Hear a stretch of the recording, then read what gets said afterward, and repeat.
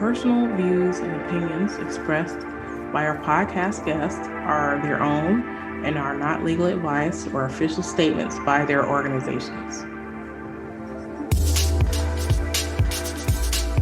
Hello, my name is Debbie Reynolds. They call me the Data Diva.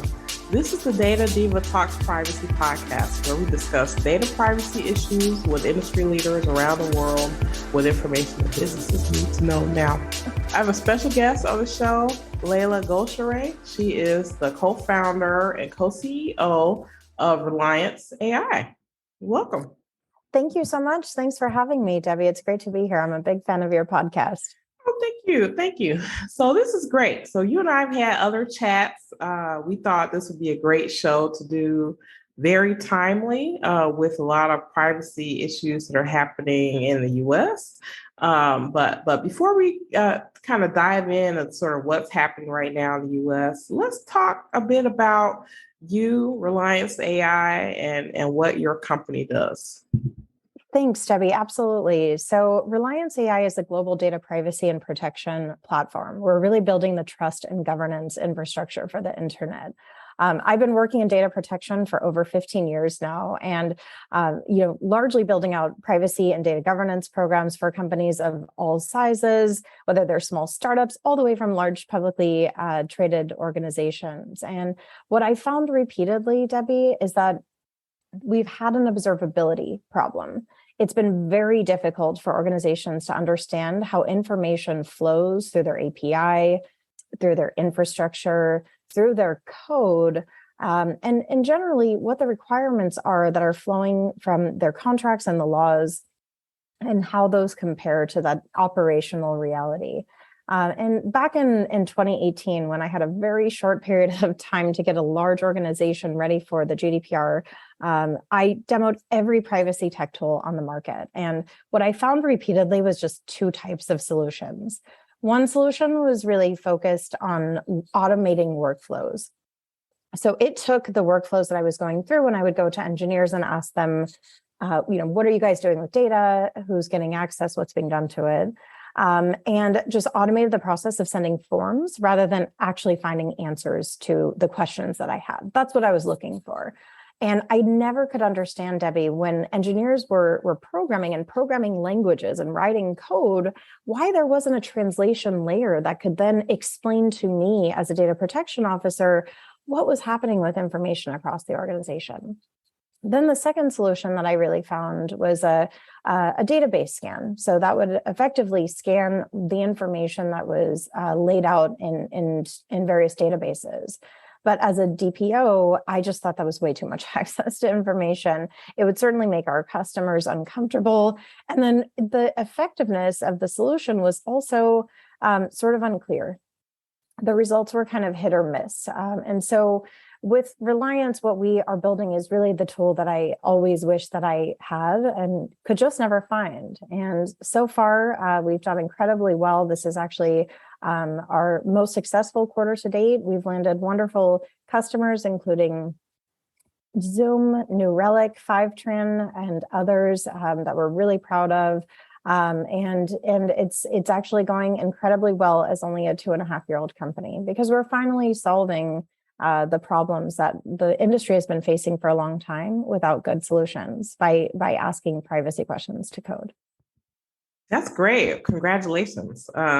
So I would love to talk about the two things to me that happen in privacy, and you tell me how you look at these issues. So one is the compliance, or what I consider like the reactive part. So like a law happens, passes, and then companies scramble to say, oh, what do we have to do to comply with this law, right?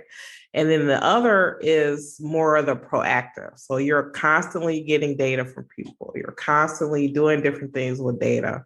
What types of things, you think companies need to think about proactively as well when they're handling data, even before a law comes out? So I feel like there are just two different camps here, where I feel like a lot of companies feel like, okay, if I'm constantly reacting, that I'll be fine. So I don't really need a tool like this. Or some people like, well, I'm just so proactive, so then I don't need to worry about the reactive. So tell me about those two camps.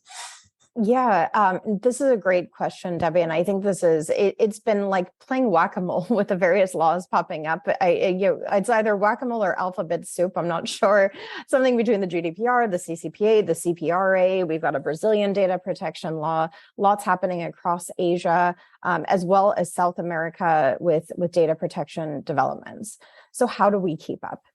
And I think, Debbie, the best way that organizations can approach this is really by thinking about privacy from a first principles perspective. We're going to drive ourselves crazy trying to stay on top of each one of these different laws, understand all the nuances, do a gap analysis between the GDPR and every other, you name your acronym law that's popping up.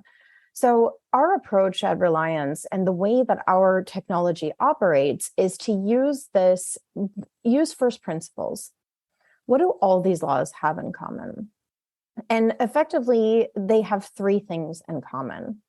All of them want organizations to understand what information that they are processing and they have, first and foremost. You have to know where we're starting. Do that data inventory. Number two, they have to understand who is getting access to that information. So not only is that an internal facing evaluation, so which teams within your organization are getting access to information, but also which third parties are getting access to information. So that's the data map. And then number three, every law that we're looking at across the US, whether it's the new proposed federal law or the new laws that are being discussed in Canada, they all want to understand what we're doing with information. How is it being processed? What's that nature and purpose of processing?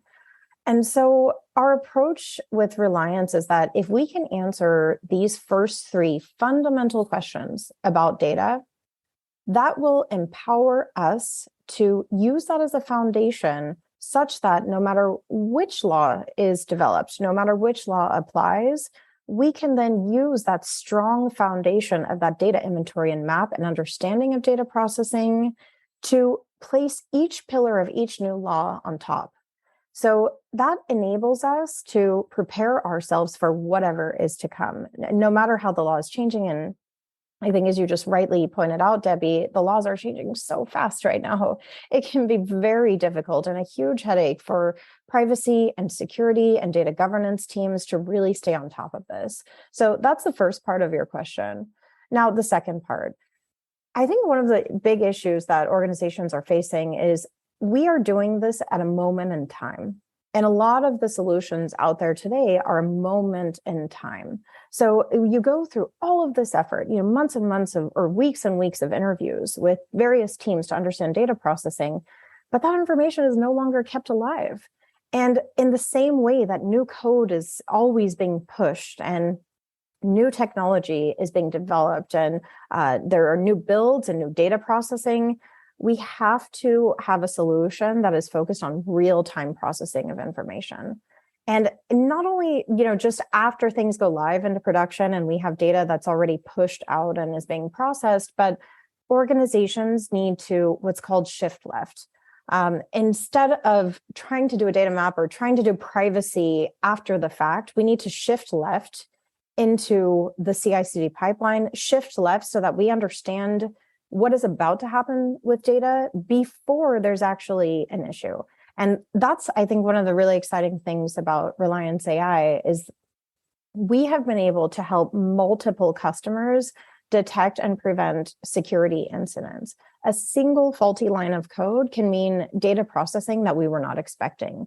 And with technology that's embedded into the CI/CD pipeline, that's evaluating code before it's actually pushed live into production, this empowers us to ensure that we get a handle on our data processing before there are any issues. One thing that you talked about that I think is an issue and a scenario that we've seen come up again and again is, let's say companies have a product, they kicked all the tires and everything is the way it should be, and then something changes, right? So let's say they decide they want to add a new feature to something, but it creates like a privacy risk. And a lot of times, companies don't go back and sort of reassess that change because they think, oh, well, we've already, done this. We've done our due diligence. We looked at the code, but let's add this new thing. But then we're seeing the FTC particularly be able to call out companies where they're adding these new features, collecting probably data types, especially around sensitive data of individuals, and maybe was not the original intent of an app or application. So, tell me a little bit about that issue, because I feel like, there was a recent issue with Weight Watchers where they had an app where it was supposed to be like a family weight loss app, and they didn't, they got fined, I think $1.5 million because they didn't properly get consent of parents for children to be using this app. And they have people as young as 8 years old using this app and doing things with their marketing data that they shouldn't have done. So what I see a lot of times is companies say, hey, let's do this app. We bring out all the heavy hitters and we have them evaluate everything. And then they're making these incremental changes where they probably wrote well, let's do it for kids too. And let's add, this stuff. So companies are adding more risk when they aren't sort of going back and looking at things. But tell me how Reliance handles a situation like that. Yeah, that's an excellent question. And thanks for also raising that Weight Watchers situation with data processing as well, Debbie. So you've just highlighted in your question here the vast importance of having that ongoing understanding of data processing. This cannot be done at just a moment in time. And a lot of the solutions that are out there today are really focused on, okay, let's do a data map and inventory based on an interview I conducted with our engineering team. And it's clear this approach is not only not going to produce accurate information, it's also going to inject risk into your organization. And to your point, we also have government regulators that are now looking into exactly situations like this, and even proactively. So, as you know, Debbie, the FTC also issued a demand onto the top 15 mobile providers to understand data processing. With each of them, what are their data privacy practices? What are their data retention practices? So we can no longer rely on information gathered at just a moment in time. Technology is alive. Data processing, data inventory, data maps must also be kept alive. So, and this is where I think that shift left approach, Debbie, is even more important. So in addition to kind of relying on engineers to come to the privacy or security office and say, listen, we have this new projected feature. We'd like to build this new feature or technology, and we'd like your review. We also have this need to make sure that even after a data protection assessment is done, and this is one of the things that Reliance also offers, our data protection assessments, where we help to automate a significant portion of that. It's really exciting machine learning tech. If there's time, Debbie, we can certainly get into it. And we also compare what is said in that data protection assessment against that operational reality. And that's what I think is really important. It's because even if, and this can be, it's often not even intentional, that we just missed something, right? An organization just missed something and said, we expect that we're going to be processing data this way, but a faulty line of code ends up not processing the data in that particular way. And now we have a problem. We didn't get consent for that type of data processing. And so that's why having that clear understanding and that translation layer that we were talking about earlier, Debbie, is super important. We have to compare what the requirements are against what the reality is. And this is where Reliance is really standing out and where we've really been able to make an impact on data practices with our customers. Excellent. So I want to talk about an issue that's in the news now. It's interesting because it's a hot topic issue. This is around like Roe v. Wade and the Dobbs decision to rescind certain reproductive rights from women in the U.S. and certain states, in certain places. The reason why in my view, this is important to talk about, especially for businesses, is because I feel like it impacts every type of business that you could possibly think of. And so I haven't heard, like you, I haven't heard a ton of talk about how this impacts businesses and things that they need to do. But before we go into that, I think I want to talk, I guess take a high level view about privacy in the US, especially for our international audience or national audience that may not understand why this is a big privacy issue. So in the US, we don't have privacy as a fundamental human right. So a lot of our privacy rights exist as a result of consumerism. So if you're not consuming things, you don't have certain rights. We do have rights that are laid out under HIPAA, which is the Health Portability Act, which in my view is really not a privacy law. It just has a part of the law that's about privacy, because if you're transferring people's data, it needs to be protected. But then there are a lot of things about people's health that aren't necessarily protected in the same way, because if it's not a patient provider situation. And so this Roe v. Wade ruling came out about 50 years ago. It was recently rescinded with this Dobbs ruling.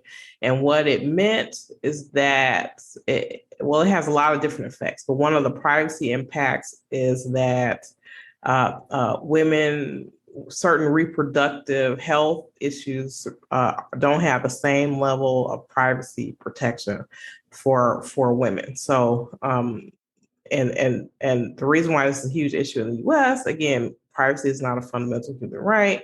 Some of these things aren't protected on a human level. It's kind of a consumer level. And then also in the US, we don't have universal health care. So a lot of people's health insurance is through their employer. So this creates more obligation and more burden on the employer in a lot of different ways. So it may impact kind of the pricing of health insurance. It may impact, I think some companies are trying to give some type of travel health benefit to people so that they can get certain reproductive health.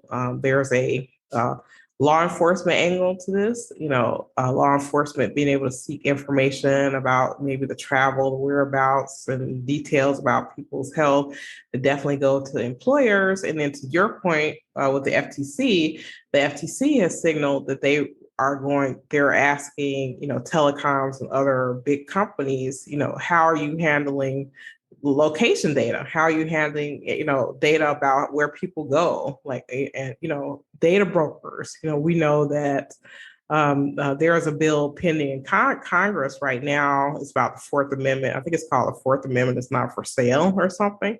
And so that bill is basically saying, in the U.S., we have something called the third party doctrine, which says that data held about an individual by a third party doesn't have the same protection that you and I would have if, for example, in a Fourth Amendment right situation, which is like unreasonable search and seizure, right? So that loophole is like, a law enforcement can, instead of doing a proper investigation, getting the proper subpoenas and warrants, they can just go by a report from a data broker. And so a lot of these actions by the FTC, this particular law, and also people trying to create more reproductive rights laws protection, part of it is to protect the privacy of that information so that it doesn't have to be spilled out to an employer, to other people. So this is a huge issue. There's a lot to talk about, but give me your thoughts about that.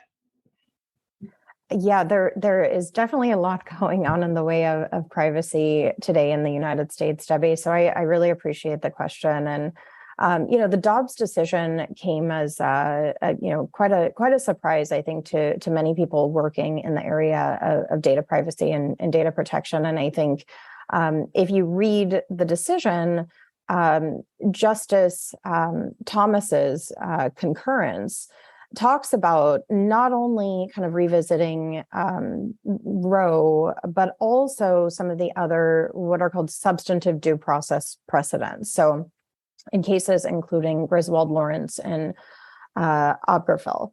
And What's really interesting, and no matter what your views are on any of the issues that Justice Thomas, has kind of outlined in his concurrence in the Dobbs decision, no organization wants to find themselves today in the middle of a dispute between their users and the government.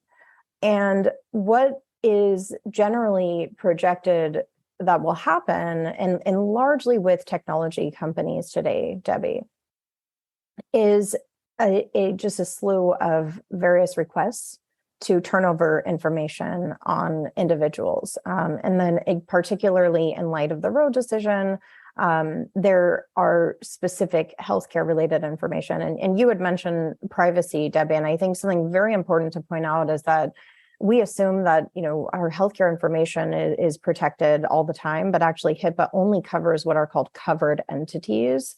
That are healthcare providers, some insurance companies, and other companies that are really tied directly to the receipt of medical services. But what we should consider is that in combination with other data elements, information that we might have once considered totally benign, right? Something that is just kind of in a vacuum, it doesn't seem like it is so important. So, and actually, why don't I give an example? With only 3 data elements, we can predict with just zip code, gender, and birthday with 87% accuracy who a person is in the United States. It's 3 data elements, right? You wouldn't think that your birthday, just knowing your birthday in a vacuum is a big deal, or just knowing your zip code in a vacuum is a big deal, or just knowing your gender in a vacuum. None of these are highly sensitive pieces of information, but when you use a data model that combines them, we can predict with 87% accuracy that we know who you are. And I think this fact demonstrates the importance of every organization understanding through observability what data they have, who's accessing that information, and what's being done to it. And you might think that, your organization is in some kind of area that doesn't touch on any of the current events, but in combination with other data elements, it might. And I think most importantly, every organization needs to be taking a look at, have they been very clear on how they will handle any kind of request from a government agency on how they'll respond, right? Do they know exactly how they're going to respond? Have they really mapped out their data so they understand who within their supply chain is getting access, and also not only what their own data handling practices are, but what are the data handling practices of their third-party vendors? So they may have every good intention of protecting their users' information, but they're using, 40 vendors in their supply chain that are all touching user data in some way, whether it's a hosting provider, or maybe they have some kind of OCR technology, or they have some kind of data processing or marketing application that they might not even have considered understanding sort of the flow down requirements of what they have promised their users and how these third parties in their supply chain are going to be handling this information. I think one of the major things, and I love your thoughts on this, that this highlights, and I've been talking about this forever, and I'm glad that people are starting to talk about this more, and it's sort of the idea in the past that, data is the new gold. I say data is like a lump of coal, because not all data is good data. But I think that in the past, over collection of data, it wasn't a big deal. So it's like, oh, we have all this data, let's just keep it forever. So now what we're seeing is that there are real risks to organizations in many different areas, including this, for over retention, over collection of data. Yes. So companies really need to assess, like, why are we collecting this data? Why do we have this? Why are we, something really crazy. My sister said she got a note from some health provider, and it literally had her full Social Security number on it. It's like, why would you do that? You're creating like a risk for your organization that you don't have to have. So I'm hoping that these risks help companies really reevaluate why they're collecting data and maybe change what they collect and why they collect it. And also data retention. So, not everything needs to be kept forever. So I think companies, if they can be more purposeful in how they collect data in the first place and what they do with the data retention, and greatly reduce their risk and also their administrative burden. Give me your thoughts on that. Exactly, Debbie, and that is very interesting about your sister's story here. I think everyone was using social security numbers just maybe 10 years ago, 15 years ago. And we still use them to identify for various things. And it's like, this is extremely sensitive information. Is there not an alternative? And I think that this has just kind of been the way that things have been done. And sometimes we've even forgotten. So we might have been holding on to information that we don't even know that we still have. So your point on data retention is absolutely critical. So I think there are a few things that we should highlight. And actually, I really want to bring this back to what we're trying to accomplish here. So, again, no matter any personal views on the Roe decision, for any technology organization and any other organization that's not even in technology, user trust or customer trust, or the trust is of anyone that you are doing dealings with, is absolutely paramount. It is fragile, and once it's broken, it's very hard to come back and repair. So no matter what any personal views are, I think what's so important is that we evaluate, are we building an environment, and are we processing information in a way that's going to facilitate trust? So a couple of things that I think really every organization should be looking to do right now, and I think particularly in light of Dobbs. So first and foremost, we talked about the data inventory and mapping, and shameless plug, that is exactly what Reliance does, because that's the foundation for building a global data protection program. There's also a privacy center that really every organization should look to build. I think, Debbie, one of the other issues is that these privacy statements, people are just not reading them. That's a reality. People just don't read them. They're hard to read. It's buried in legalese. Like, just tell me what you're doing with my information in terms that I can easily understand. So make a privacy center visible, make it easy to understand, use plain English, don't use a bunch of legalese, and just explain to people exactly what you're going to do with their data. That's something that Steve Jobs said, right? Tell people what you're going to do with their data. Tell them every time, ask them questions on, can you do this with their data? Ask them every time until they tell you to stop asking them. And it's so nice to see that has, continued to be true even through today. And I'm sure you recall, Debbie, with the San Bernardino situation, Apple was hit with a subpoena that, we technology companies may start to expect right now, given some of the things that are happening in the country today, to offer a backdoor so that the FBI could gain access into a suspected terrorist's cell phone. And Apple, they have a lot of resources, and so they could fight the subpoena because they understood the value of user and trust. And that if they allowed this, it would set a horrible precedent for the ability to access individual information. And Apple fought this, and risking prosecution for failing to comply with a subpoena issued by the government. They decided to fight it. Now, companies also, so in addition to the privacy center, really need to take a look and think about, if they get hit with a subpoena to hand over information about their users, how will they respond? Are they going to comply with that subpoena? Are they going to inform the data subject? How exactly are they going to respond? So that's really important. And one of the other issues I want to focus on is maybe companies can just avoid that need in the first place, to your point, Debbie, around data retention. If we can just delete data we no longer need and only keep it for the period of time that we need that data, then we might even not have to deal with this. And I think that's probably the best place that any organization can find themselves, because as we mentioned earlier, no organization wants to be in the middle of this dispute, against, potentially prosecuting their users, not just women, also men, and one of the best ways to avoid that will be to ensure that we delete data that we no longer need. Yeah.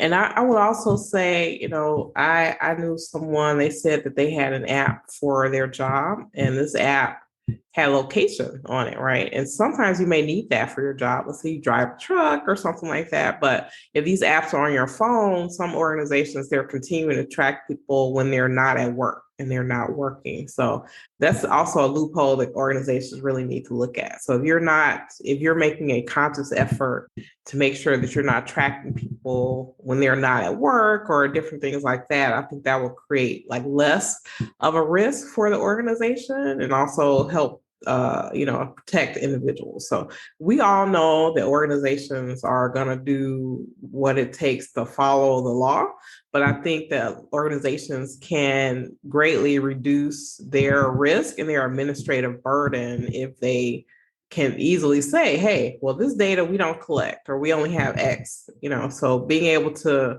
tell that story and not have to scramble to be able to answer that story, I think is a better place for organizations to be.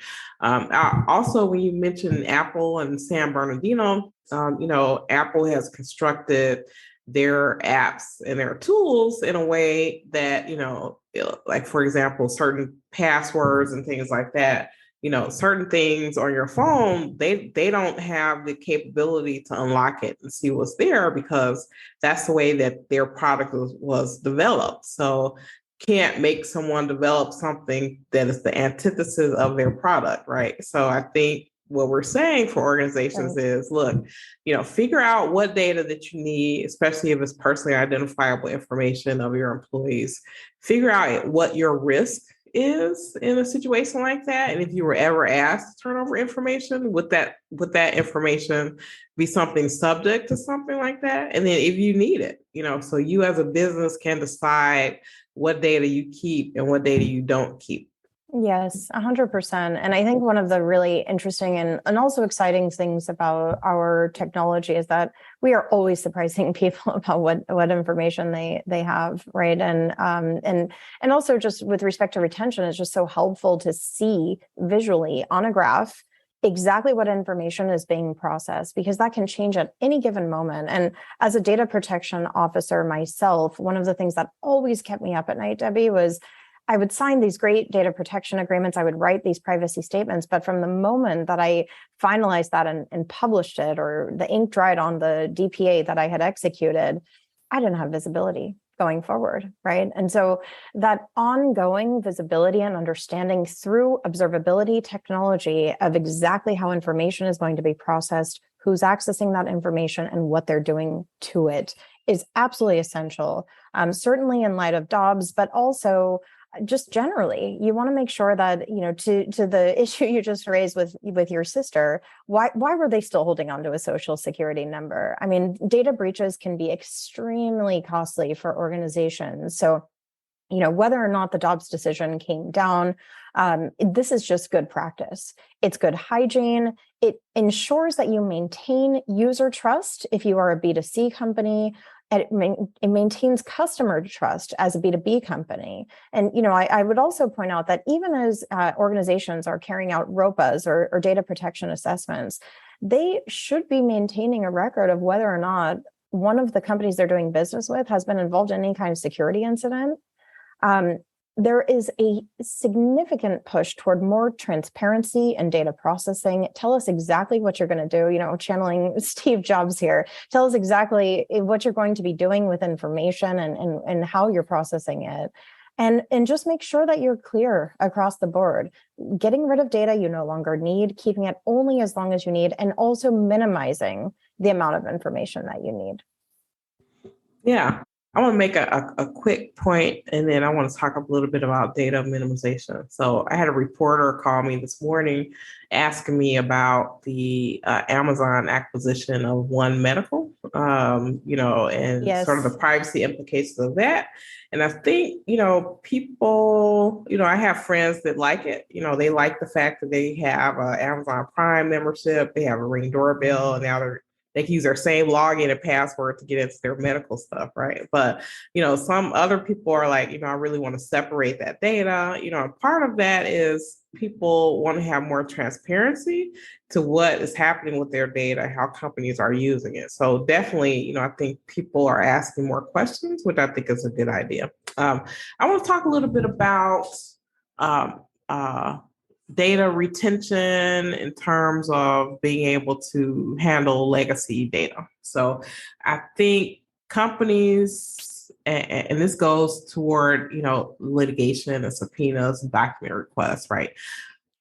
I've been involved in that process for, decades. So I know way more than the average person knows about, these types of things. And what's always surprising to companies when they end up kind of the subject of a litigation or a document request or a subpoena, how much legacy stuff that they have that may be subject to those requests. And a lot of times it's, stuff in back rooms, things on servers, things in clouds that they forgot about. Like maybe the people who, the knowledge about that data has aged out within the organization. So no one can really tell you. And I feel like this is a way, and you can explain to me how Reliance works on this, that companies can really leverage technology to be able to figure out what is all this stuff, why do we have it in the first place? Why do we need it? And maybe be able to get rid of it. What are your thoughts? Yeah, great question, Debbie. And this is why we say privacy is in the code. There is no way we can fully appreciate how much information is being collected on any given SaaS application that's being used, unless we actually are looking to that source of truth. Conducting interviews with various team members, this can be informative, but it is definitely not complete. And what we do is, rather than having, a data protection professional kind of chasing down teams, trying to get answers to information. And as a litigator, you'll appreciate, Debbie, if we're in litigation and we have a witness who's relying on hearsay, that's not admissible in court. And here we are with privacy, which is a fundamental human right. And hopefully we'll get to the point that we fully recognize that. And the way that we handle people's information is more on the basis of what someone told us is being done with data. That is hearsay. That is hearsay. So our approach is, we can no longer continue to rely on what people tell us they're doing with information because they interviewed someone and that was someone's best guess. From memory, I think this is what we're doing. Beyond that, it also really stresses out the engineering team to get questions from a lawyer on, how are you guys processing data? It's not fun for anyone who is involved.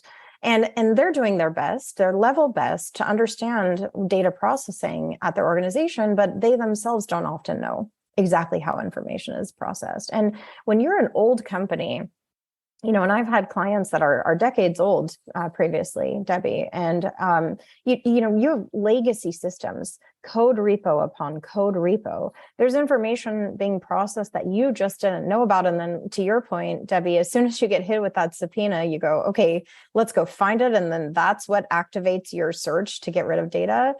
How about we try to avoid needing to respond at all because you've already deleted that information? That is our approach. And especially given the court that we have now with this particular Supreme Court and some of the language in that decision, this is not the first case relying on the substantive due process privacy protections that might be overturned. I believe that this court might just be getting started with some of their evaluation of how far we extend that, quote unquote, constitutional right to privacy. I mean, I have my personal views. We do have a constitutional right to privacy. And then there are various sort of conservative views that we do not, because the framers didn't intend that to be embedded into the Constitution. But nevertheless, we currently have a court which is saying that, privacy rights are not necessarily afforded under the substantive due process clause. And these decisions will be revisited. And so where do we want to find ourselves as a tech company, right? Do you really want to be in the middle of this dispute over what is considered to be a right to privacy or not? Or do you want to just do what's right for your customers and for your users to make sure that you are protecting this fragile trust that you have gained with people who are sending you their information and trusting you to process their information for the purpose that you collected it, right? No one is sending their information to technology companies so that information can get handed over to third parties, whether that be third-party vendors or the government, to do something that they're not aware of. So this is the time. Now is the time for organizations to get a complete and clear understanding of exactly what is happening within their own systems. Because quite frankly, most companies just don't even know. That's great. So if it were the world according to you, Leila, and we did everything you said, what would be your wish for privacy anywhere in the world?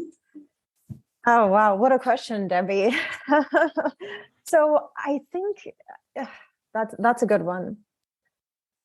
At this point, Debbie, I think we're really at a critical juncture, and privacy is probably undergoing one of the most important shifts in our lifetime. And with COVID and the technology eating the world transition, there has never in our history been a more important time to protect people's information. Now is the time to do that.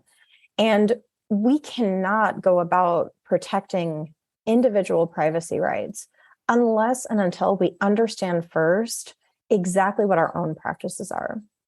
So in an ideal world, we're first looking inward to understanding exactly what we're doing with people's information, and we're clear about it. No more surprises. We are just not living in a world anymore in which we can surprise our users or our customers about exactly what we're doing with their information. We need to be transparent, and we need to have full observability. So, and I would say this applies certainly inward within our own organizations and also within our entire supply chain. It's incredibly important that we don't just look at, even if we are the most well-intentioned organization about how we handle people's information, that we're not just looking inward, but we're also looking to all the third parties that are touching that information. 70% of security incidents happen with our third-party vendors. That's very significant. It means that we can no longer just rely on, okay, we've done the right thing, we've done our privacy statement, but we really need to take a holistic look at what's happening across our entire supply chain. So in my ideal world, we are protecting information and assuring that our third parties accessing information are also doing the same. We flow down the same requirements that we have promised our users to build that user and customer trust all the way down through our vendors. And we have a real-time picture based on actual information and data flows about how information is being processed. And we no longer have to rely on hearsay or what someone tries to remember about how they're processing information. That's amazing. Thank you for that. I like to say, I think privacy should be more operational as opposed to aspirational. So people, I love that. often people write these big policies about what they wish would happen or they think should happen, and that may not be the reality. So I think companies need to get back to basics, get back to the reality, and people don't have to guess because we have tools now that can actually tell you the truth. They can tell you exactly what's happening, so you don't have to wonder. 100%. Well, thank you so much for being on the show. This is a great episode. I'm sure the audience will really like it, and I look forward to us collaborating in the future. Likewise. Thank you, Debbie. And thanks for asking such great questions at, I think, a very pivotal moment in the world of privacy and the protection of people's information. And we're just at reliance.ai in case anyone is interested in how we can help in this sort of new frontier of privacy rights. Excellent. Well, we'll talk soon. Thanks, Debbie.